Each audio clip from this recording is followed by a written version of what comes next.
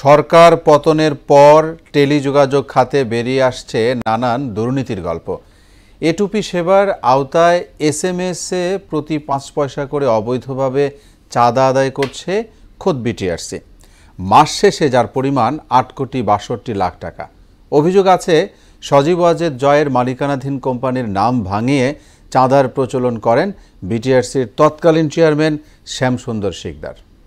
মনিরুল ইসলামের বিশেষ প্রতিবেদন। দেশের ব্যাংকিং খাত সহ নানান সংস্থায় বাল্ক এসএমএস সার্ভিস অল্পদিনেই জনপ্রিয়তা লাভ করে। আর্থিক খাতের ওটিপিও এই সার্ভিসের অন্তর্গত। এর প্রসারে কাজ করছে বিটিআরসির তালিকাভুক্ত ১৪৭ কোম্পানি। প্রতি মাসে করে ১৫০ কোটি এসএমএস প্রোভাইড করে এরা, আর ৭.৫% চাঁদার বাৎসরিক পরিমাণ দাঁড়ায় ১০৩ কোটি টাকা। এর জনপ্রিয়তা দেখে নতুন কৌশল আটে বিটিআরসি। তৎকালীন চেয়ারম্যান শ্যামসুন্দর শিকদার একক ক্ষমতা বলে এসএমএস এর নিয়ন্ত্রণ দেন ইনফোজিলিয়ন নামের একটি কোম্পানিকে, যারা চালু করে এটুপি এসএমএস কমন ইন্টারকানেকশন নামে অবৈধ প্ল্যাটফর্ম। এটিকে সজীব ওয়াজেদ জয়ের প্রতিষ্ঠান দাবি করে এসএমএস প্রতি ভ্যাট সহ ৭.৫ পয়সা চাঁদা বাধ্যতামূলক করেন শ্যামসুন্দর। ইনফোজিলিয়ন যে ব্যবসাটা করতেছে এটা with the blessing of the ICT adviser, এটা আপনাকে মাথায় রাখতে হবে।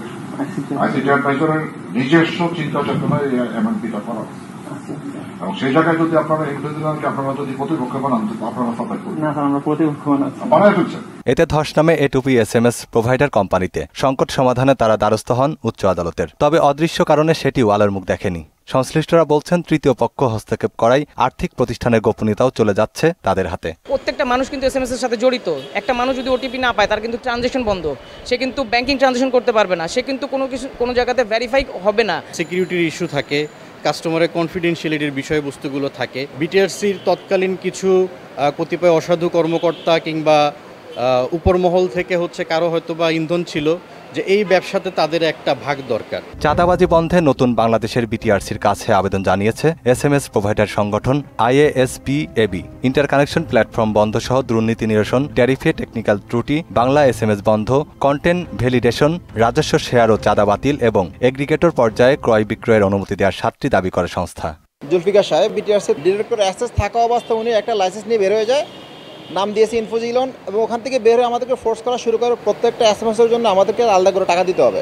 চাঁদাবাজির সঙ্গে জড়িতদের বিচার দাবিও করেন সংস্থাটির সভাপতি ফিরোজ মাহমুদ।